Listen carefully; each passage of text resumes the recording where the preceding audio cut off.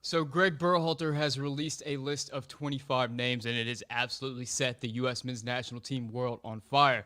Not just about whose names are on the list, but whose names are off the list. One name in particular, John Brooks, a guy who's been a stalwart for the national team, a guy who we thought we were going to build this World Cup qualifying campaign around, has been left off for form.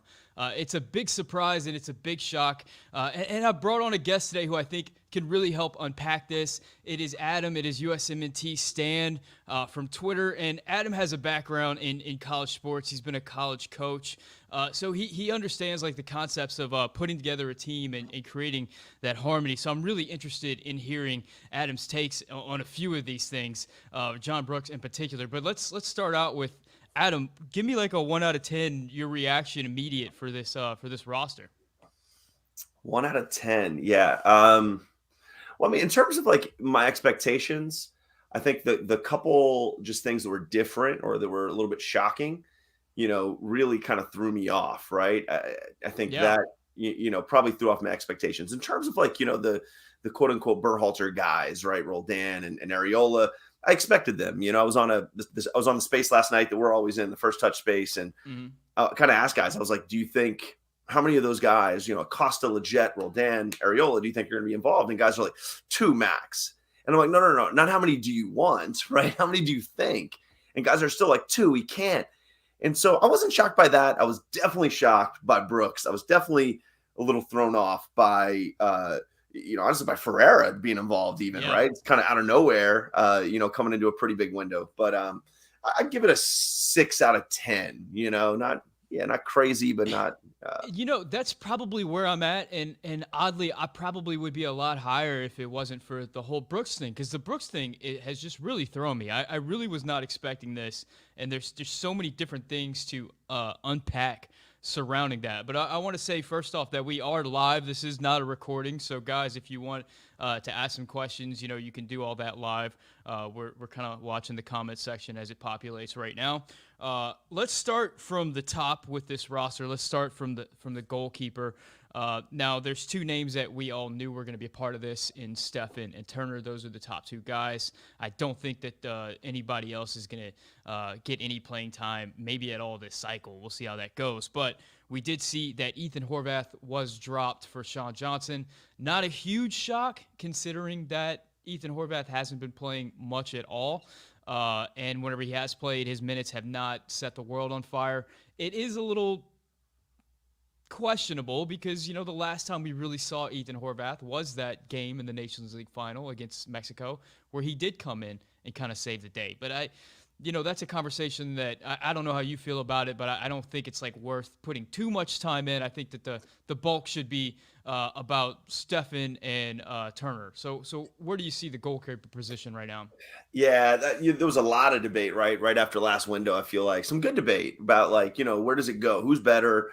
And I think good arguments on both sides, right? I think that there's legit arguments on the shot stopping side. There's some legit arguments on the ball playing side. And actually, I was going to put out a video about this. I just didn't quite get around to it.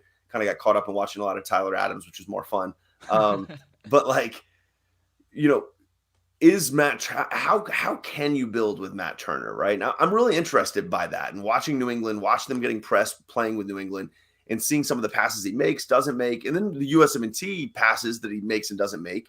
And I'll say that this is not going to be popular. Matt Turner is not as bad with his feet as advertised. He's not good with his feet. All right. No, not good with his feet. Not going to argue that. But, like he doesn't have like bricks with his feet. It's not like he never is able to make a pass that builds. And a lot of people would have you believe that. Yeah, And I it don't seems to think that's be. true. But against a team like Mexico is going to go all out, right? There's a legit argument for let's put the guy more comfortable on ball to 1, limit the potential big mistake, and 2, to be able to build, right? And to be able to build through Mexico and around Mexico.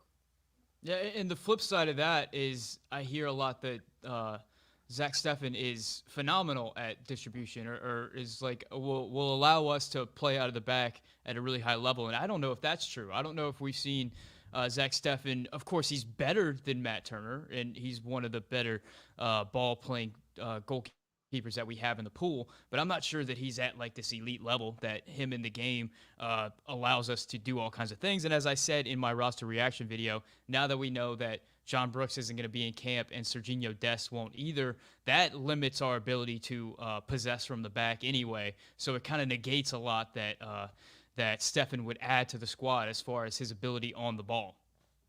Yeah, I think, we kind of saw it, right? Like we played Mexico in a Nations League final with Stefan in for most of the game. Yeah. And we didn't really build, No. I mean, you could, you could say, okay, well, who are the center backs? Yeah. Yeah, okay. But like at the end of the day, he wasn't dicing with his passes, right? I watched, some of those touches back just for interest sake, kind of getting ready for this game. His passing wasn't great in that game. It was pretty bad. Does Stefan have a higher upside to be a better passer? For sure. It's all about trade-off right here. And I can't wait when we get to the end, I'm interested to hear kind of like some different lineup options and kind of talk about that with you, because I think that's going to be pretty interesting in terms of where Berhalter's mind's at. And I think goalkeeper does start a goalkeeper, right? Like who he starts in goal will give us some insight. Is he looking to build, right? Or is he looking to absorb and stop shots? It's a great point. And I think it's worth moving on to the next position group, the position group that I think everybody's talking about right now, and that's center back. And we have Mark McKenzie, we have Chris Richards, Miles Robinson, and Walker Zimmerman. And the big omission there is John Brooks. And, to be fair, John Brooks has had some rough moments for the national team as a center back. Some of the goals, like particularly the goal against Canada and the goal, I can't remember which away game it was, but there's been some goals that people kind of circled John Brooks and said it was his effort that was at fault, or his positioning, or whatever it is. And we see Berhalter release this lineup and say that John Brooks is out of form. And this is despite the fact that John Brooks just played a Champions League game for his club team. So it does create that question. And then, let me just add to this discussion for you. There is, of course, everybody out there screaming, well, if John Brooks' form isn't up to par with the national team, how can you make a case defending, say, Sebastian Lletget or Christian Roldan or even Kellen Acosta, guys that, particularly in that Panama game, were really, really not good. And if you want to go further back to the previous window, in the Canada game, Sebastian Lletget in particular and Kellen Acosta were really not good. So it seems like there's different rules being applied to different players in this circumstance. Is that kind of what you're reading? Like, what is your take from this? This is a massive deal. It's a massive deal.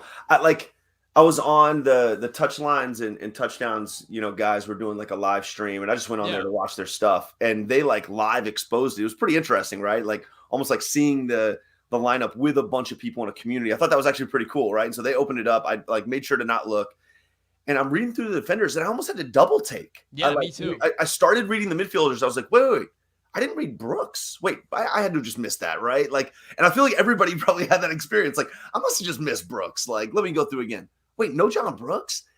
Here's my take, Sam. Like, it makes so little sense that my only thought here is Berhalter sitting there as a coach, right? I can imagine this, right? And he's like, okay, we're not going to start Brooks. We're going to start whoever he's going to start, right? And he's thinking about this beforehand. And he's like, okay, what's John Brooks in the locker room like? I don't know these answers, right? But like, this is the only thing that logically makes sense to me. If he's not starting, I'm not sure he's going to be a great locker room presence. Maybe they called him up, even talked to him about it, right? Hey, listen, we're not going to start you this window. We're going to let you get back in form. And maybe Brooks is like, listen, don't bring me then. I don't want to come, sit on. Who knows, right? I don't actually know if any of that's true. But to me, the only thing that makes sense is it's like, we're not going to start him, so we're not going to bring him. He's obviously a top 4 center back we have in the pool. There's no way to argue around that. It can't be form. Like I think that's a logical thing to think about. But Mark McKenzie's on the roster. Yeah. He played one game in October at Genk. He's in terrible form. So it just makes no sense. He does not look good for the national team either. He can't get minutes at his club that's a drastically lower level than where Wolfsburg's at right now, right? So that's where the form thing fell apart for me. I was like, well, it can't be form because he brought McKenzie. And so I feel like there's going to be so many hypotheses thrown out, and we're probably never going to know the real deal here. But I think it's probably because he said, you know what, he's not in form enough to start, so let's just leave him home. But so shocking. And I'll just be honest with you right now. This is my opinion on it. he's not Sergio Ramos on Spain. He's not, insert any center back that's a key piece to a national team. He's not that good. Don't get me wrong. But in our pool, he kind of is. Like, that's my take. And yes, he's in bad form. But if Sergio Ramos was in bad form in the last decade for Spain with his club for a month, he still is starting for Spain. And that's kind of my take, is like, we've seen this go so many different ways at so many different positions, right? Like, your club form doesn't always cross over into your national team form. And I know there's a lot of arguments. He had a bad window last window. Fine. I heard Weston McKinney was done a month and a half ago. Like, good players are really good players. And you have to play really good players if you're going to go up against top level competition. And maybe we're crossing our fingers a little bit and hoping we get the best out of him. But if we don't have our best players on the field getting the best out of them, we can't expect to beat Mexico, in my opinion. So you've been in a lot of locker rooms and probably have run into a situation where maybe an older veteran player that is one of the top guys on the team is left off for whatever reason. What does that do to the group? What does that do to the locker room? Yeah, national teams are so weird, right? Like, it's almost like if I was a college basketball team or an NBA team, like any American sport, right? And it's like, you know what? We're not going to bring the starting cornerbacks this weekend to the game. Not because of injury, just because we're not. I remember you mentioned cornerbacks. I remember a few years back in the Super Bowl, the Patriots left off one of their top cornerbacks. Oh yeah, I think Malcolm Butler. Yeah. That was a huge story right before, and we still really have never gotten an answer as to why Belichick decided to leave him out. Yeah, so it's a huge story. It happens, but it's so much more. It happens so much more with national teams, I think, because of the traveling nature of it, right? The traveling circus nature of it. But I don't. You have to kind of be on the inside to have real insight, right? Like, maybe Brooks isn't the relationship guy in the locker room, right? Maybe he's just, kind of the old head who, people, respect, but they don't have a great relationship with. He's not dictating. And if that's the case, then him not being there may not matter when it comes to the locker room and culture. But I do think there is something to, like, having a core group of guys and saying, really, no matter what, even bad form, this is kind of our core group of maybe it's 9 guys, 11 guys who are just kind of non-negotiable. And it's like, we're going to build with these dudes. We know in Qatar, John Brooks has to be playing.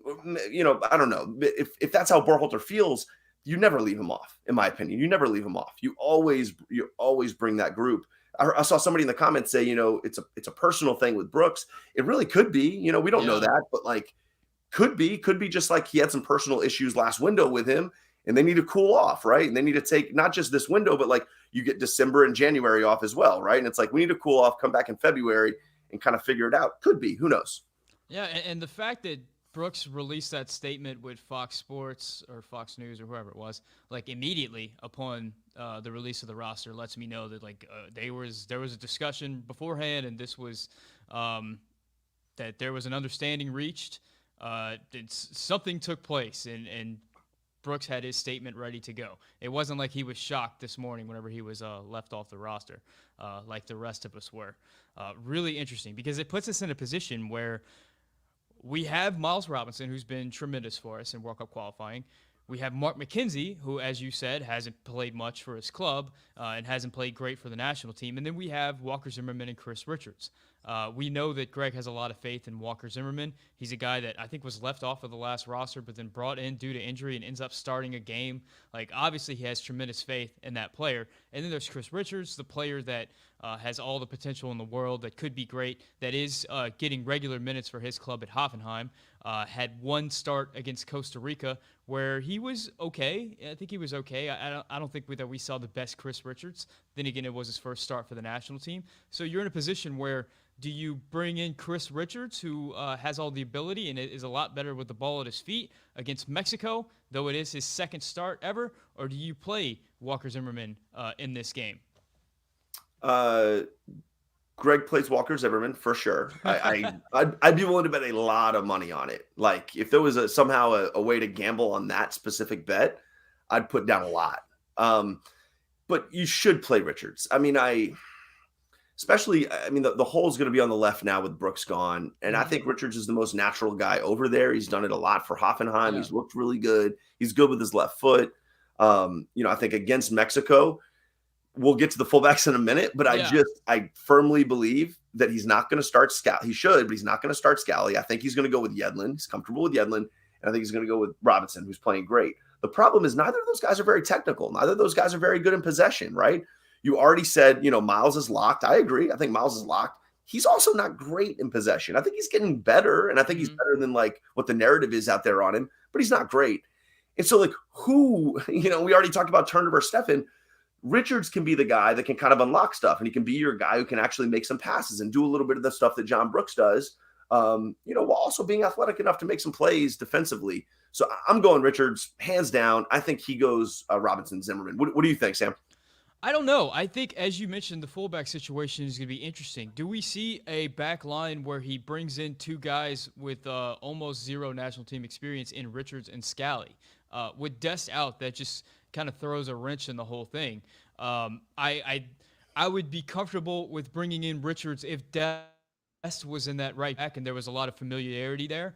But with two new players coming in, and it's going to be two new players regardless because Brooks and Dest are out, and we haven't had many players play in that right back position or many players really establish themselves in the center back role outside of Miles Robinson. There's going to be a lot of unfamiliarity, and you're going to have unfamiliarity going up against one of the best front lines in all of CONCACAF in Mexico. So that's a tough decision. I mean, I think that Scally is a type of guy, mentality-wise, it's absolutely tough as nails, and I think that you can throw him in any position, like we've seen what they've done with Gladbach. I mean, he's an 18-year-old guy, and they've thrown him in left back, right back, Bayern Munich, whoever. He comes to play, and I think he's a gamer. I don't think all 18-year-olds are built that way, but some are, and I think he is. So I'm comfortable with throwing Scally out there, though I don't know if Greg will be starting Scally and Richards together. I think that would be like the sexiest, funnest lineup, but it's also the high risk, high reward lineup going out there against Mexico. Yeah, Greg's not high risk, high reward. No. That's just not him, man. He's comfort zone. He's what do I feel good about? And I think it's been one of my big critiques is I've kind of, I was a guy who last December, last January, coming out of COVID, I didn't have the best feels with Greg in 2019, just being honest. But I was like, okay, new coach. I was a new coach once, right? Like it takes a while to, get your footing. You make some bad calls, which he definitely did in 2019. And, and things weren't as clear as some people now try in retrospect to make it out to be. Like things weren't as clear in 2019. So I kind of clear slated him. And I got a lot of slack on it, right, on Twitter. Oh my gosh, you're a Greg apologist. I'm like, I'm not. I didn't really like the hiring. I didn't like him in 2019. But let's see. Like, let's just give it some time and see. And giving it a lot of time now, a lot of windows, a lot of things. The thing I'm realizing about him, he's very risk averse, right? He'd much rather go with his comfort zone and stay in his comfort zone as a coach, as a guy picking lineups, as a guy picking setups. And you saw that in Panama. That was a comfort play. He's like, I'm comfortable with these guys. Yeah. It's uncomfortable to think about throwing Luke out there, and I want to rotate. It's uncomfortable to think about throwing Luke out there with Busio and Weah, and that's like a similar thing to what you just said, right? Like we haven't seen it. We've seen the talent of some of those guys, and I think a lot of people agree those guys are probably more talented and have more quality than some of the guys that played in that Panama game. But at the end of the day, when you look at it, it's like put your best guys on the field. To me, this is being proven over and over and over. Pepe has proven it to us. Gio has proven it to us. Musa has proven it to us, right? Like even Dest, right? Like we get Dest and it's like, just put him on the field. Is he going to mess up? Sure. Am I guaranteeing Scally's going to have a perfect game? No. But for me, if we're trying to beat Mexico, right, then we need the best players on the field possible. And if you tell me Joe Scally, who I've watched play really well, I don't want to overemphasize and be like, oh my gosh, he was a man of the match against, he wasn't a man of the match against Bayern, but he hung, man. If you did not know who he was and you did not know he was 18 and you just watched that match, no way you pick him out and go, man, that guy's young and inexperienced. He hangs. He's physical enough. He'll go at you. He's pretty disciplined for 18. He doesn't get beat a lot. And like, those are the things that make me say, and to me, Richard's is kind of the same way. Neither of them are perfect, but they both show me enough at a high level that make me go, if we're trying to beat Mexico, we're putting both of them on the field. And then we have Miles and Jedi who do what they do and aren't overly technical. And then I don't know where goalie stands, but at least we have two guys that can, I think, play the ball and two guys that are, whatever, average at it. For me, that's how I'd set up the back line. I think Greg goes Yedlin, Zim, Robinson. Yeah, That's my prediction. that is not a sexy lineup, and No. considering Turner probably being goal, that means we're not going to have a lot of possession from the back. We'll see how that goes. Let's move to the fullback position. We're kind of been talking about Scally a lot, and we got the bombshell that Dest was not going to be a part of this lineup. Berhalter said they made the decision at 7:30 in the morning this morning, so they were kind of waiting for the last minute to figure that out.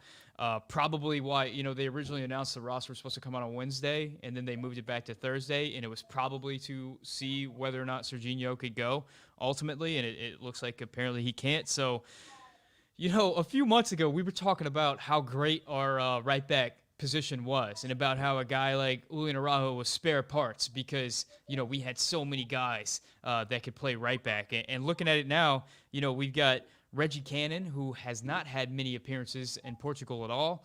I believe he's had 2 appearances this season, or at least 2 in the last 10 games. Then we have DeAndre Yedlin, who, as we've mentioned, is just not a sexy pick at all to have on the roster. Has not been all that wonderful whenever he's been in on the field. And of course that goal against Canada comes to mind where he kind of got caught sleeping, and Alphonso Davies got in behind, and the rest is history there. And then you have Scally at right back, who's the one that everybody wants to see play, the young player that's just making waves in the Bundesliga and seems to have established himself at a Bundesliga club. That's like a mid-table Bundesliga club. It's like performing really well. It's not like a Venezia situation where they're kind of bottom feeders. Like this is the real deal Bundesliga. So, scary. I mean, Serginho Dest was a comfort blanket for me, man. I thought he's playing so well right now, and he seems to be so confident. And to get this blow right at the last minute is scary heading into qualifiers. Yeah, I put out a lineup like yesterday that had Dest on it, kind of like my preferred roster, and Dest was there, and I was like, he got a knock, whatever, he'll be all right. And when he wasn't, I was like, oh boy, And here's the thing, and I think we have to discuss this because last window there was a lot of controversy on Twitter. I was in multiple arguments with people about whether or not Scally should be called in, whether or not it was a big deal, right? And I think I even said on here, it wasn't the end of the world. Nothing's the end of the world, but it wasn't the end of the world. But if you're being tactical and you're Greg and you're thinking, okay, let me look at this pool. Let me look at how guys are developing. Let me look at who could potentially help me a month from now, 4 months from now, a year from now in Qatar. To me, Scally was pretty obvious at that point. At that point, he had, I don't love like game ratings, but he put up like some incredible game ratings. If you watch the game, to me, it backed the rating against like Champions League level teams, against Dortmund, against Wolfsburg. Like, I think those are like back-to-back wins that Gladbach had going into last window, and he was good in both those games. And then I think they like back and forth from left back to right back. They tie like wherever you put, like he's 18 years old. You're throwing him at different spots, and I'm like, whoa, this guy is legit. Because I was skeptical too, right? Like when Conrad and he were both playing really well in August. Like my initial instincts, I feel like Sam were always like, all right, prove it, right? Like show me more. And Conrad actually kind of like fell out of favor there a little bit, fell out of the rotation. I was like, okay, we'll simmer on him. Totally cool. Still an amazing player, right? Like, and I'm okay if he was brought in right now. So I'm not saying he shouldn't be brought in, but like Scally just kept balling. And I was like, okay, this guy has to be in. When he isn't called, right? And some people are like, well, it doesn't matter. It doesn't matter if he wasn't called. Now it does, right? Yeah. Now it does. Because he's potentially your best option at right back now. And he wasn't integrated. He's coming into an uncomfortable spot as an 18-year-old. I don't know the coaches. I don't know the team. I don't know the system. I don't know what we're trying to accomplish. And I've got like 2 training sessions or something like that before we play Mexico, the most heated rivalry, in this region. And so now it does become a question mark. Do you throw Scally into that? Just into the fire? My answer, like I've said, is yes. I've seen him be thrown to me, more intense fires than that this year. And he's succeeded and thrived. And so I throw him in. But I think because Greg didn't bring him in October, Greg doesn't throw him in because Greg's going to be more conservative about it. And I think it's a bummer. We have some precedent there where in the first World Cup qualifier against El Salvador, Greg started Conrad. Like, completely blew my mind. I did not expect that at all. But he started Conrad as the left wing. Conrad did not have a great game that game, but first real call up for the national team where he's an established player, not just a squad member for Barcelona in their academy. He was, Conrad de la Fuente of Marseille at that point. And he puts him right up there. So it's not out of the question that Greg starts Scally. It's not like there's no precedent of it at No, all. It's just that we have a ton of other precedent that says he's going to make the safe play and play Tim Ream at left back, you know? what I've always, yeah, the safe play. What I've always learned about Greg, what I've learned about Greg is like he definitely will surprise you. Like he'll throw some stuff in there that gives you hope, right? Like, oh man, he didn't put Leggett on the squad after he played worse. Maybe he's seeing what a lot of people are seeing, right? That Leggett is, right now just not helping the team in the midfield. And then it's like, okay, he's back on the roster. And like, maybe it's just like the scarring inside of me somewhere deep. And I'm like, is he going to start Leggett? Like, I'm like, is he going to go Adams and McKinney and Leggett in this game? And like, are we going back to the Nations League? Like, have we not learned? Because I feel like every time I feel like he's learned a lesson, right? Yeah. He does two things that make me go, so you didn't learn a lesson. Okay, cool. Yeah, a lot of people say one step forward, two steps backwards, and that's been sort of the Greg Berhalter way. I see U.S. Soccer Fan says backline is going to be Jedi, Miles, Zimmerman, and Scally. That's about where I'm at. Like, I think that's going to be the back line. I hope he plays Scally. He would surprise me if he played Scally, and I'd be pretty pumped about it. I think for those who like haven't watched him at all, and I know not everybody like watches Bundesliga like that, or you've seen some highlights. He's been legit. I mean, like really legit. Like this is a guy who's played 90 against Champions League level opponents and won. I think I said before, they beat Wolfsburg, they beat Dortmund, they beat Bayern. They're kind of on a little bit of like a heater, for them. They're not an elite team. They're not going to finish top 5 probably, but they're balling. And he's a pretty key piece of it and kind of like a locked in guy at this point. And I can't imagine you're looking at DeAndre Yedlin and going, or Reggie Cannon and going, you know what? That's the main point. That's the main point, is that the guys you would put in to replace him, I mean, is a worst case scenario Joe Scally worse than DeAndre Yedlin at this point? Like, I don't know. What are you worried about from Joe Scally that we haven't already seen from DeAndre Yedlin already in qualifying? That's exactly right. That's kind of where I'm at as well. I'm like, well, what is it? And that's where I've been with like McKenzie, and people were pushing McKenzie for all. I'm like, can we get somebody else get a run? Like I've seen Mark McKenzie. He hasn't taken the bull by the horns. I'm like, let's get Richards in there. He was okay in his debut. I don't think he was like spectacular. I don't think he was bad. He was okay. And now like, let's throw him into this Mexico game. And I truly believe Richards or Scally or both are going to show you, okay, these dudes are real. Like these guys are real. Scally really reminds me, of, this is going to sound really extreme. And it's not necessarily I'm saying he's on these guys' level, but it reminds me of like when I first started watching, when I heard like Pulisic was playing in 2016 for Dortmund, and I started like going, wow, this is crazy. Let me turn these games on. He was like the only dude we had to watch back then, right? It's like, and it was like, whoa, that's different. And then when I started watching Gio, a year and a half ago, I was like, whoa, that's different. And Scally, in terms of like young right back, like every time I watch him, I'm like, that's different, right? And I'm not saying he's necessarily the exact same level player as those guys, but as an 18-year-old, as a young dude at a high level, there's something different about him, and it's one of those kind of like it factors. You can't always put your finger on it, but he has it. He has the game, but he also has the mentality. He doesn't seem to back down or be scared. And he's just like, let's go. You're expecting to see an 18-year-old like growing into the Bundesliga, and that's not what you see.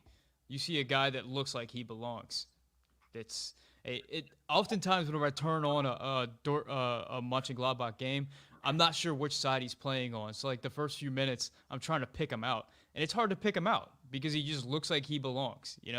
That's where he's at for me. Let's move into the midfield.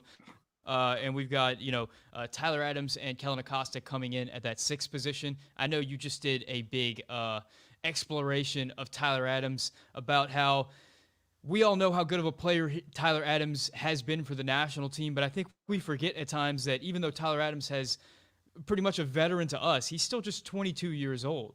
And he's still a player that is growing and his game is getting better. And this is like the first year for RB Leipzig, though he's been at Leipzig for a few years, where he's really gotten a run as the defensive midfielder for Leipzig. And I think you saw that there are some elements of his game that are improving and pushing him more towards being one of those elite defensive midfielders in the game. Yeah, I mean, it's The passing stuff is pretty jarring to watch because I never really did a deep dive before on him, even like 2 years ago. But I do remember like just the general feel watching him is like, he's a little shaky in possession. He's not always great. He doesn't seem to have great range on his passes. This is back in like 2019, right? And then I kind of just watched him, right, like everyone else. And then all of a sudden in the last like 3 months, I feel like, whoa, he's starting to hit these diagonals that we used to see like Bradley hit, and then we see some of the really elite deep line playmakers hit. And I'm like, that's different. Was he doing that in 2019? I like went back to a lot of the 2019 film, and he really wasn't hitting those kind of passes like that, right? He was really inconsistent with them, much lower, like 30-something% on those passes is pretty bad. 1 of 3 is pretty bad on those kind of passes. And he just wasn't able to do it. And he's gotten himself to a point where he can do it. Like, is he elite? Is he connecting on 80 like some of like the, just ridiculous guys? No. But he's got himself into a place where like you can rely on him if a guy is streaking down, right? If your left back streaking down the left, a sideline, he can ping something 40, 50 yards and get it there pretty consistently. And that's going to be a game changer for us as a national team, right? Because the argument for a while was like, well, we need a Yule or we need to bring Bradley back because we need a passer back there. A lot of people had that opinion. I think Greg had that opinion, honestly. And he started the opinion. Yeah, let's put Adams at right back or let's put him somewhere else. And I think there was some legitimacy to that when Adams couldn't necessarily pass the way he does. He's maybe the best long-range passer in our pool outside of a few guys, right? Busio, you could debate some other dudes, but like, I look at like Busio and a few other guys and I'm like, okay, those guys are better passers, John Brooks, but Adams has gotten to a point where I'm like, he can pass with anybody in our pool. So, we know he's locked in, but it is really fun to see his growth. 22, you said 22. I didn't like really fully realize it. 22 is so young to be like a starting 6 in the Champions League. Yeah. Right. If you look around at like top 4 teams in the big leagues, very few defensive center midfielders are under 25, right? 24, 25 is like a young range.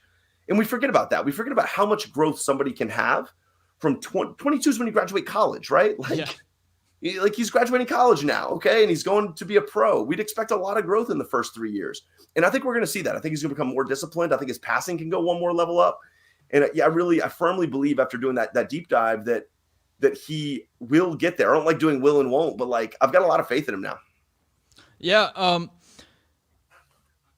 he's a player that has not had a tremendous history of starting game in, game out at defensive midfielder. So this year, where he's getting really game in, game out, you're seeing a lot of those traits establish themselves that maybe weren't necessarily a part of his game before, and it's really exciting to see. And like you said, especially whenever you consider, like I think you named some other players that you compared him against, and one was like a Casemiro, and that's like how old is Casemiro? He's like 30 years old, something like that. 30 like plus. Fabinho, right, is 30 something.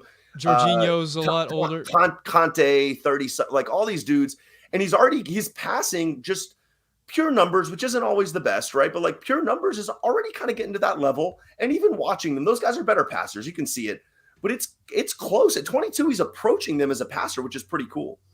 Yeah, I think he has a ways to go if he's going to be compared to like the top passers in the world. I don't think he's ever going to get there. But like you said, Casemiro is not exactly like there's a difference between Casemiro and Modric. Like they have different roles on their team. And the other things that Tyler Adams does is he's just so phenomenal at stopping attacks before they start, man. It's something that I don't know how you measure statistically, but whenever you watch him in a game versus whenever he's not in a game, like whenever that breakout ball is hit, he is on it so fast and he stops an attack from starting before it happens. He's just so invaluable. It's one of those things that over the summer, whenever Tyler Adams was out, how many times did we see a ball over the top just like really break the U.S. men's national team back line? And all of a sudden, that doesn't happen anymore. Like we rarely see that. It doesn't happen nearly as. I mean, it was happening multiple times per game, and all of a sudden that's gone. And the reason why it's gone is because Tyler Adams stops that pass before that even starts. And I don't know how you statistically measure that, but I think that I've been wanting to see Tyler Adams maybe get a different team, just get a different setup, just so we can see what he looks like, and maybe there's room to grow outside of that Red Bull system. I'd be interested to see if Tyler Adams becomes one of those players that's get his name thrown around, maybe in the same conversation as like a Weston McKinney, who all of a sudden is like the darling of world soccer and is being talked about as this player that is one of the players that Juventus could sell in order to recoup and rebuild because he's that valuable to the team. And I know you said a lot about how Wes McKinney faced a lot of criticism following the last window. With me, I think was wholly undeserved. I thought he had a lot better window than people gave him credit for. But what were your thoughts on sort of the Wes McKinney criticism and the way he's answered that, not just for U.S. men's national team fans, but Juventus fans? Yeah, that narrative was so silly. Like, I don't know. I was watching it the whole month. People are, we know, right? We see it all the time. It's so easy to jump. I do it. I absolutely fall victim to it, right? I'll like jump at things and then a week later be like, I might be jumping too soon on that Yeah. one, you know? And I think that's what happened there, right? Like people saw him fall into bad form. The last time we saw him, he was balling in the Nations League, right? And then he has a new coach who's coming in to establish his own style. And anytime that a new coach comes in, it can be disruptive for a number of different players. And I think, while Allegri is a new old coach, it still was a new coach for McKinney, right? McKinney never played under him. He didn't know McKinney. Mm-hmm. And so I think he was naturally going to gravitate toward other guys that maybe he was more comfortable with. Yeah. But quality wins out, right? Quality wins out. McKinney has been written in ink this entire time under this new coach. It's I didn't expect it, but he's dialed in now, right? It looks very similar to when he started really getting his bearings under him in year one at Juventus, right? When he was, starting to really play well, and you're like, oh man, he's now becoming a locked in guy here. That's starting to happen again. And to me, I just never doubted that would happen. I have multiple years of data on Weston McKennie to know what he is. And so it was also weird to me when people were like, he loses the ball a lot. I'm like, have you guys ever watched him? Like, he's doing the same thing. Did you love him last year? And then you don't like him this year, and the reason is because he loses the ball a lot. He's always lost the ball a lot, So either you didn't like him last year because he did that, right? Or you have to hold your opinion the same. And so totally undeserved. I actually thought he played well last window. I mean, did everything go off? No, but he was like one of our more dangerous guys. He was doing a lot of what we needed our midfielders to do and what we lack from the midfield when we're not playing well. And so, no, he's dialed in for me, even above Musa. I think there's a debate there, but like, right now, he's as vital. I think that's a silly debate at this point. Silly. He's as vital to us as Adams, right? As Gio, as Pooley. I mean, there's this core group for me. It's like maybe a year or 2 years down the road, somebody supplants him. But right now, I don't know. No way. Yeah, I want to go back to this comment from Gershon Lima, who says we can't ignore that Adams is having growing pains this season, but he's only going to learn from it, especially when those growing pains are against teams like PSG in the Champions League. And that spoke to me just that we keep going back to Adams is 22 years old. And you don't normally see a player that young put in that position for that high level of a team in the Champions League. We saw against PSG what one mistake can do. You make one mistake in the Champions League, and guys like Mbappe and Messi are on the ball. Like, there's no coming back from that. Like, it's over. And that's the thing about Adams is he doesn't make those mistakes very often. I made a video about that. That he played well that game. He did. Like, you can play really well and make an error. And is the error really bad? Sure. And does it suck? Yes. But he didn't. If you watch that whole game, there's no way to come out of it going, can't play with PSG. Yeah, exactly. Up until the mistake, I came out of it going, whoa. Like, he had like 10 takeaways in that game. He had like really good passing stats. He made some really incisive passes that sprung attacks. Like, he also had, I think, created the turnover that led to the goal. Like, he did really good stuff. For me at 22 against that attack, his overall performance in that game was really promising. Like, but I agree. He's been a little inconsistent. He's taken some lumps in other games.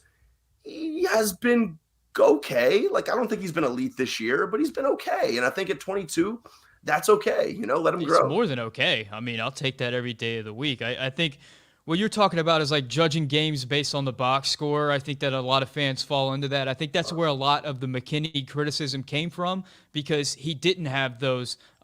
He did have a lot of flashy plays in the last window. It's just they didn't lead to goals and assists. And I think whenever that happens, you kind of forget the fact that, oh yeah, Weston McKinney from the halfway line put a ball over the top that broke Jamaica's back line and hit Yunus Musa on the chest in the box, and he was one-on-one with the keeper. And if he could have controlled that and had a shot and put that in, it would have been like one of the great goals that the national team has had, certainly under Berhalter. Like, that was a phenomenal pass, and Musa didn't control it, so it didn't turn out to be anything. And we just forgot. We just like, oh, Weston McKinney can't hit long balls. Well, you he always can. you always forget about the stuff that doesn't go off, right? Yeah. And then if you actually watch back the games, you're usually like, because you're also emotional in game. Like Yeah. I am, Yeah. I don't always remember the good stuff. It doesn't go off, and I'm like, come on. But now then we're talking about. and I'm like, oh, that was a good play. That was really nice. If you do that 10 times, it goes off 3 times, and it creates 3 scoring opportunities, and you probably score 1. So do more of that stuff, right? Like do hyper. That's what Weston McKinney does, is he creates opportunities to score goals. That's what separates him. I know Alexi Lalas always says scoring goals is the hardest thing to do in the sport, and people who can do it consistently are rewarded more than others who can't. So whenever you look at the difference between like a Tyler Adams and a Yunus Musa, Tyler Adams, Yunus Musa, great players. Weston McKinney scores the goals, though, and he does it at a pretty reliable clip at this point, at a pretty high level, and he creates opportunities and puts himself in position to score game after game, which has elevated him from a Schalke midfielder jack of all trades that we don't really know where's he going to be mid-table player to all of a sudden this player that's like in the upper echelon of the game in world soccer. It's pretty incredible. I want to move ahead to let's talk about the MMA midfield. I know that everybody wants to see, or most people want to see, Musa, Adams, and McKinney, but Greg Berhalter in his press conference where he discussed the lineup had a ton of praise for Busio and said Busio is actually pushing for a starting position. And whenever you consider that Yunus Musa hasn't had a lot of minutes for Valencia since the last World Cup qualifier window,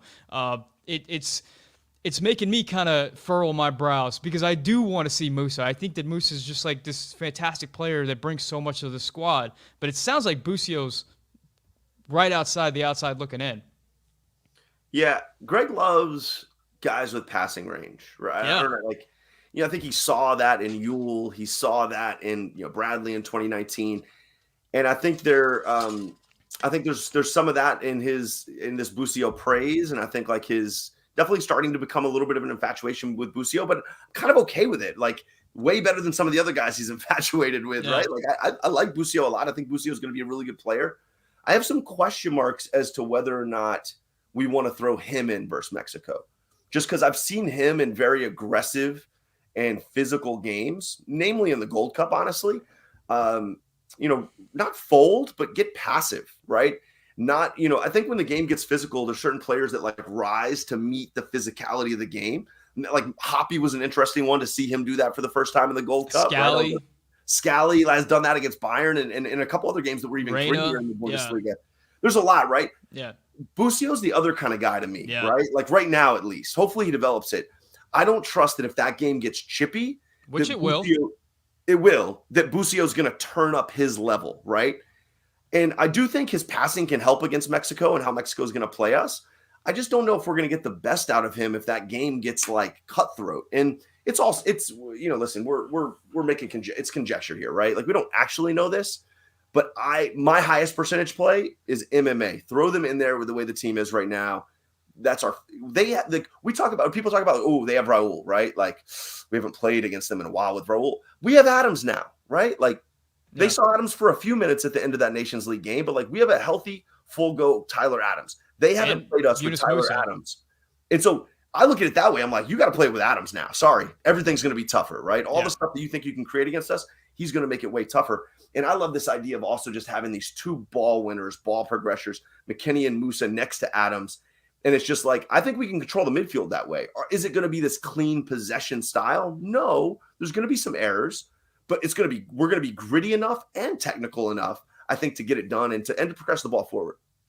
So let's move on to not so happy things to talk about. The other midfielders on this list are going to be Sebastian Lletget and Christian Roldan. And of course, that means that Luca De La Torre has been snubbed. I think you did a little breakdown on Luca De La Torre recently, or at least you had some tweets about him that I was reading about. Luca De La Torre has kind of become the darling of the fan base at this point, and to leave him off with Lletget and Roldan, 2 players that I see people saying that Roldan was okay last. I don't know, man. It bothers me. So, what are your thoughts on that? Yeah, they're not my guys. Like I didn't have either of them in my not projected roster, but what I would do if I was the coach. Right. I think he's just all in on Lletget.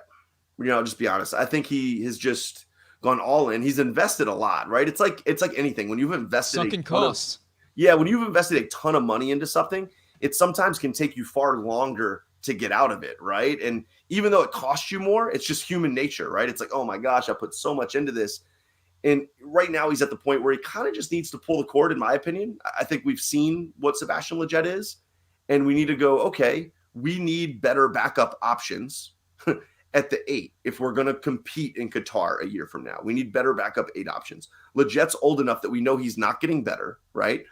And we've seen that he's just people kill him. He's terrible. He's not terrible. Sebastian Lletget's a good soccer player, right? Like, he's a good soccer player. He's not a good U.S. national team soccer player. He's not good enough for that level. That's my opinion, right?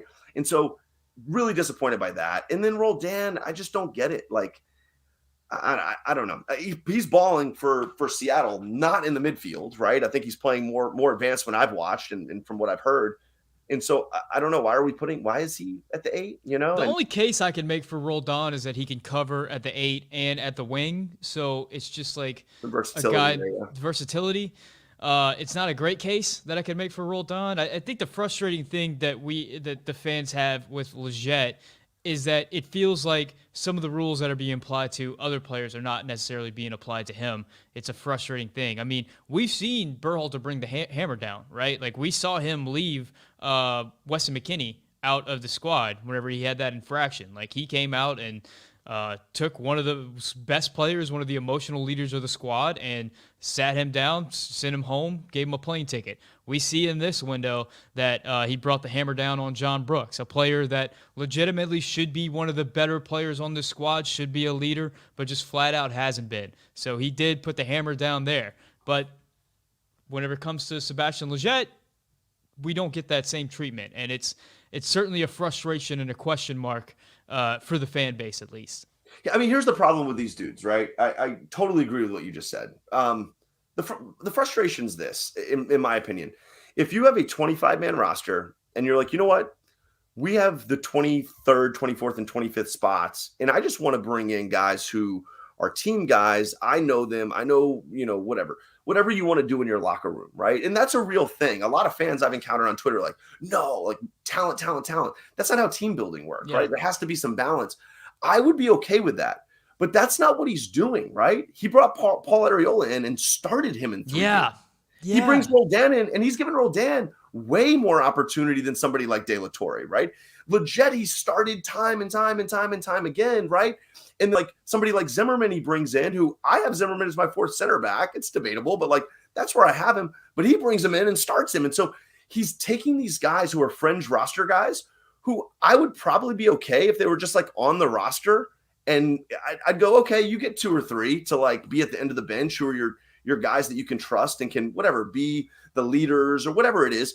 But you can't bring those guys in and elevate them to top 11 guys, which is what he's consistently doing. And that's the problem. And that's why they get so much hate, because he's putting them in positions that I don't think they belong. And I think a lot of us see that they don't belong there. So it makes us like despise these guys, right? Yeah. Walker Zimmerman is like despised. And I'm like, he's pretty good. He's not a top 3 guy for me. He's fine. But people act like he's like the worst center back of all time. Lletget's like that. People act like he's like the worst soccer player ever. I'm like, he's not atrocious, but I get what you guys are doing. I get why everybody's saying he sucks, because you're saying he sucks for what he's being given on the national team. And so, yeah.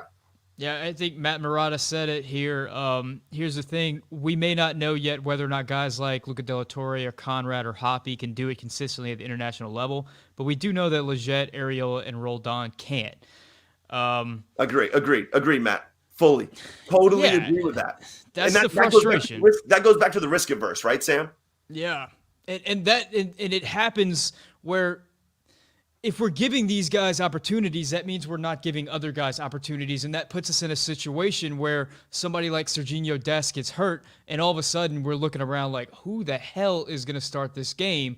Because we haven't had Joe Scally really integrated into the team. Reggie Cannon hasn't played, Shaq Moore hasn't played, and DeAndre Yedlin hasn't looked good whenever he's played. So all of a sudden, we were being cute whenever we could have had opportunities for these guys to kind of grow into the team, and now we're having to face it. So let's move on to the winger position. We've got some familiar faces back. Of course, the golden boy, the what do we call him? The soccer man from Chocolate Land, Christian Pulisic, has returned to the national team. We don't know what kind of Christian Pulisic we're going to have, but we have him. Joining him will be Tim Weah, Brendan Aronson, and Paul Areola. So glad to have Christian back. Really looking forward to this Saturday to see what Chelsea do with him, how many minutes he's going to get there. Of course, we have no idea what his fitness level is at the moment. We know that it appears at least that Chelsea has taken all precautions about bringing him back as slowly as possible. It originally was supposed to be like a 2-week injury, and it turned into like a 6-week injury or something like that. So we'll see, but what are you feeling about this winger position heading into these Mexico game? He looked good on Tuesday. I mean, he did. I think he should 100% be able to do that against Mexico. I'm worried about what Mexico's going to do to him, right? Just from a please don't hurt my pulley, please. Like from that, like just like sensitive, like please no, like. But I think he's got to play. He's got to be a super sub in this game, right? I think he looked really spry, did a lot of good things for Chelsea in that game. He looked fit enough to do that. I'm not throwing him out there for 90. I'm not starting him and asking him to play 70. I think that's a little unfair. I think you're asking for trouble if you do that. I think we got to keep the bigger picture here a little bit, right? Like I know we want to win this Mexico game, but we got to do what's right by him. And I think that's probably playing him for, 30 off the bench. I know what we're doing. I know what most people are doing. We're going Aronson and Weah, and hopefully. I mean, no, I know, like what you and I, Sam. Oh, yeah. That's what we're doing, right? I think we, at the same point, we kind of know what Berhalter's doing. Like, my question for everybody is this: like, I know at this point he rates Areola above Weah. I know that he proved that last window, right? Like, people argued after the first game he was just resting Weah, right? And I was like, was he? And then he wasn't, right? And then the other question what I thought. Where does he rate Areola in comparison to Aronson? That hasn't been proven. We don't know that, right? Like, we don't know that he doesn't rate Areola above Aronson. They played next to each other last window, I believe. But when asked, I would actually argue this. When asked, who am I going to play for 3 games, he chose Areola, not Aronson, to start in Panama, right? So, like, he could have started Aronson down in Panama and said, hey, Aronson, you're playing 3. You're my guy. You're the highest rated winger this window. Go get him. So that scares me, right? Like, I think there's almost no doubt he's starting Areola. I don't see evidence that tells me he's seen otherwise, right? I think he loves that dude. I think he loves the grittiness. I think he loves the verticality. I think he loves all that stuff. And, I expect to see Areola, for, 120 minutes this window. I expect to see him start both games. And I expect to see, him get subbed late probably. And that's really sad because it should be Weah and Aronson with Pooley off the bench. And then the second game, depending on how it goes, you either bring Christian in if you need him, or you bring Areola in if you don't, right? If we're up, you can bring Areola in as a defensive guy at the end of that game to give somebody rest. But I don't think that's what's going to happen.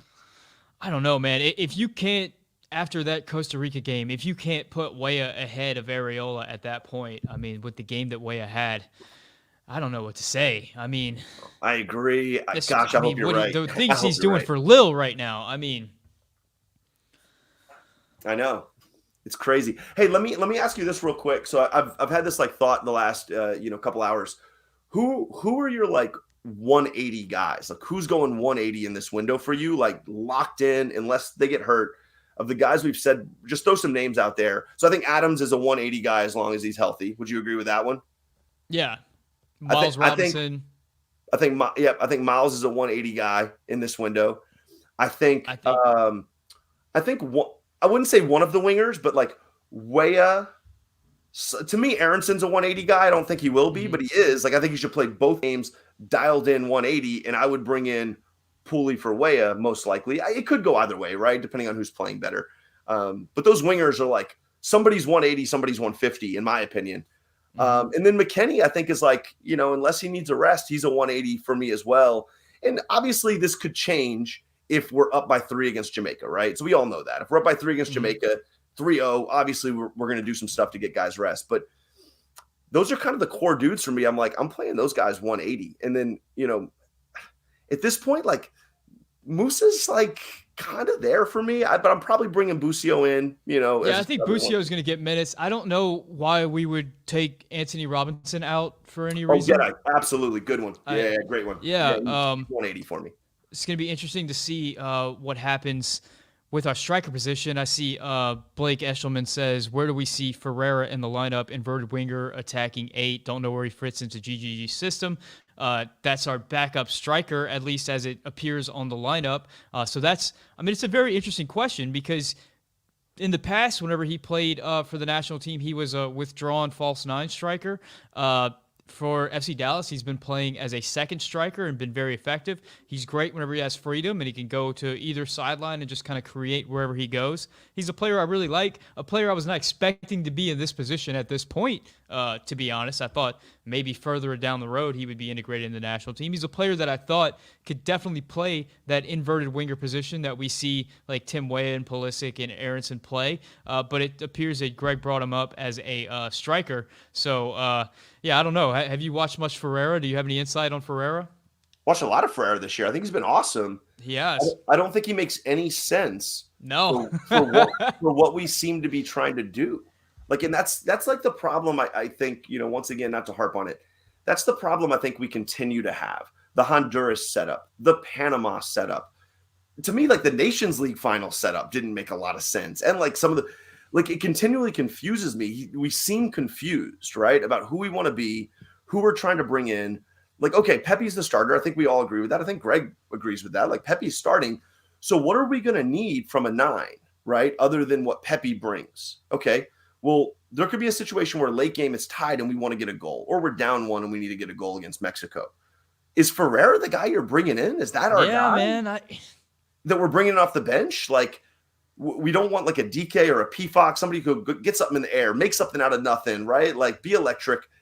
Ferreira's really good. He has a lot of good qualities. I just don't see him as the guy that it's like, 20 minutes left against Mexico, put Ferreira in, he's going to get us a goal. So it just doesn't make any sense. And so often the subs or the setup, something is just off, that it's not like linear. You know what I'm saying? Like it's not, Yeah. I can't find the logic. I'm looking for the logic. I think we all are. And Ferreira's another decision. I'm like, interesting, Yeah, I remember for Olympic qualifiers, Ferreira was the striker for that team, and we just had that problem where there was no 9 up top, where that team would try to create stuff, and there was just nobody in the middle, and nobody really knew how to play with Ferreira. And I don't think Ferreira really knew how to be a 9, honestly. Like he's so used to playing with somebody ahead of him, it was just a weird thing. It was sticking a square peg in a round hole. And it's another one, like he hasn't been involved in a long time. Yeah. And you're just randomly throwing him in here. So we have this narrative of like, well, Greg likes to put in the guys he's comfortable, who have been involved, continuity, and like Ferreira, like he's a bit of like, so just like it's so weird where the arguments start and stop. We argue that this is why Greg does this, but then over here it's like, but he didn't. It's the exact opposite. Like, so it's pretty confusing. I wanted to say this actually. I had this idea like, what do you feel like? Right. I had 2 different kind of lineups, I thought, Sam, and I'm interested to tell you the lineups that could be created out of this and just get your opinion on like what Greg would be trying to do if we throw both of these lineups out. So these are both realistic lineups, right? Lineup 1 is Stefan in goal. Okay. Miles and Richards at center back, Scally and Jedi at fullback, the MMA midfield, and then Pepe with Weah and Aronson. So I think that's one like very seems reasonable roster to throw out there, right? And so Yeah, a best 11 for a lot of people. Probably the best, in my opinion, that's the best 11, right? And I think like, here's what I've thought about a lot, right? If he throws that out there, he's delivering this message. We're here to play. Yeah. We're here to play. We're not here to mess around. We're not saying we're going to like go all out suicidal forward, but like we're going to put technical guys on the field that can move the ball, that can connect passes, that can progress it forward, that can create chances. And we're going to take the game at you guys. We're at home. We're in our spot, right? Where you got to come play us, and we're going to bring the game to you. And then there's this whole other world for me that's this lineup that I think is very realistic, and I think we actually might see. Turner, Zimmerman and Miles, Yedlin and Jedi, right? So that's your backline, Zimmerman, Miles, Yedlin, Jedi. Adams, Weston, Leggett midfield. Aronson, Pepe, Areola front line, right? And I'm not saying every one of those guys will hit. I think we might see some version of that against Mexico, What message does that deliver, Sam, in your opinion? I mean, it's so scary how accurate it is. Like we've literally seen versions of that over and over again. It's scary on a bunch of different levels.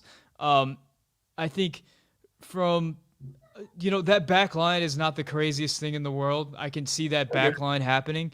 I think the midfield to put Leggett in over Musa, a player that's just had looked phenomenal in the last window, or a Busio, a player who's looked great in the Serie A, would be really, really disappointing and really tough. And at this point, I'm complaining about a coach's decision that's a hypothetical decision, but at the same time, it's one that we've seen in the past. So I guess there's some something there. And then at that front line, like you kind of keep making the case as to why Areola is higher up in Greg's thoughts than I'm thinking he is, and could potentially start. And it's a scary one. One thing that hasn't been mentioned about Areola is he did get injured in the last window and sort of has been battling back from that injury for DC United. So he hasn't been like a consistent 90-minute guy for DC United. He's kind of getting back into it, and maybe that means that he's also not 90 minutes fit like a Pulisic. So maybe that gives Weah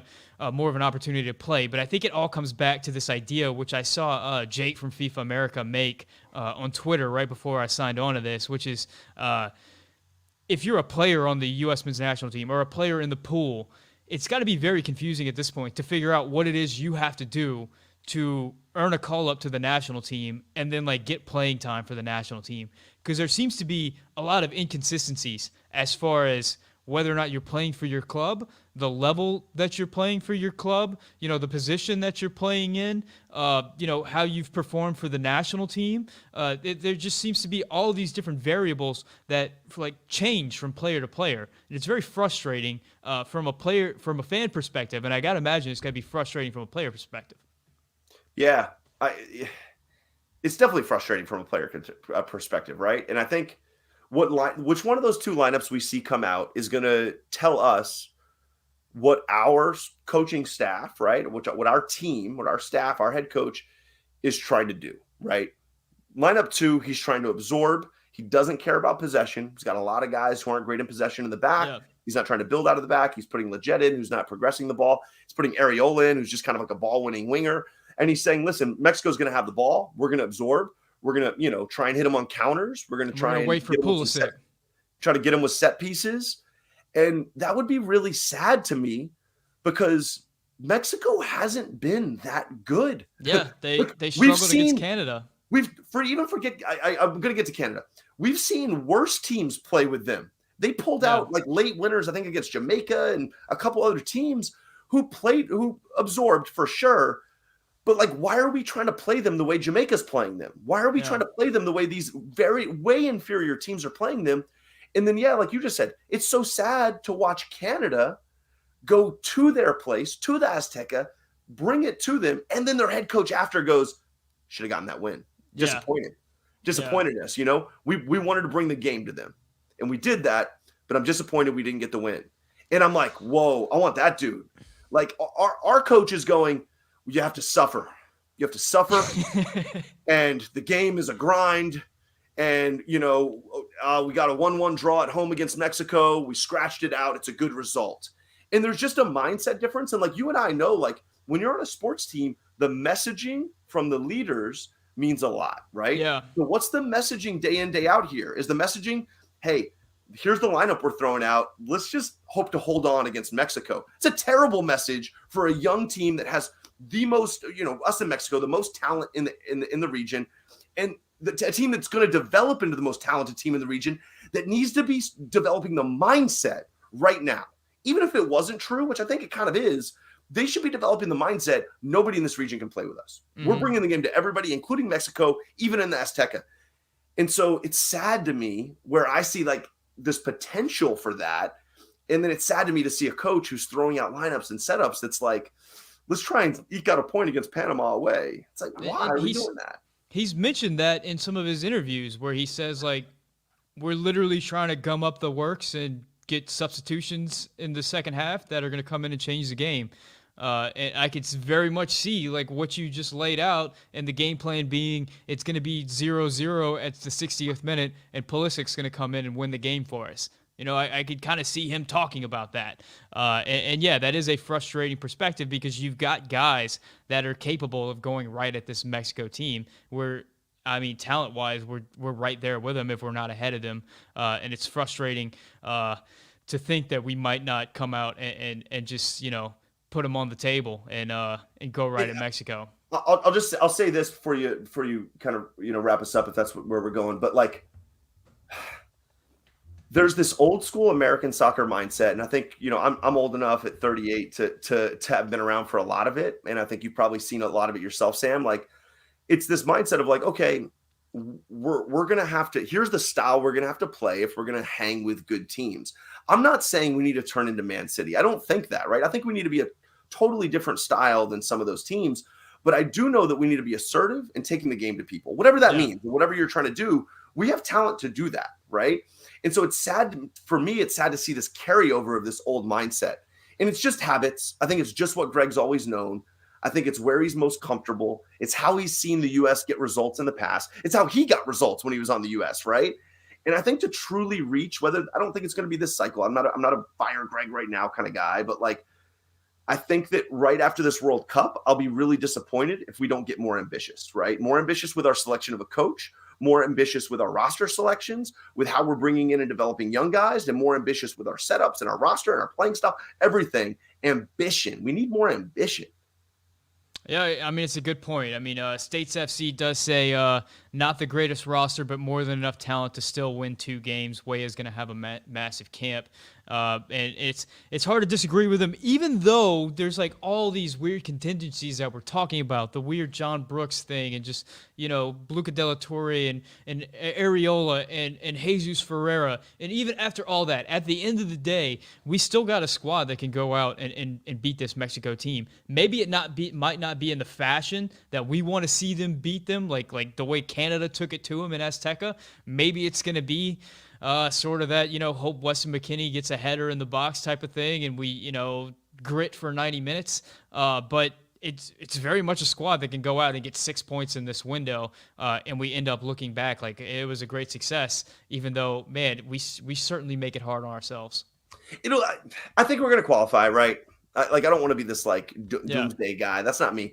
We're going to qualify. It's just like, how are we going to go about doing it, right? And like, winning is winning. I'm going to be pumped. If we qualify, I'm going to be amped. I'm going to be amped in the World Cup. Even if we're not playing the style that I optimally want, I'm there. I'm in it. I'm going to be dialed in against Mexico. I'm going to be, whether it's a late header in a terrible grind out game, whether it's, clean soccer like Canada, where we're taking the game to them, we're all in here, right? And so I don't think there's any question of that. It's just like, I just want to see us grow. And I think there's like, it's like anything. When you have something in your life that you're like really passionate about, you're like, I know that can get better, And that's where we all are. It's not this, like, I see on Twitter all the time, oh, you guys are all so negative and there's such hatred. It's like, no, we love it. We're passionate about it. We want to see it grow and get better. And so we're going to critique it at times, There's nothing wrong with that. And I hate that. I see that all the time. Like, stop complaining. And it's like, guys, we're passionate.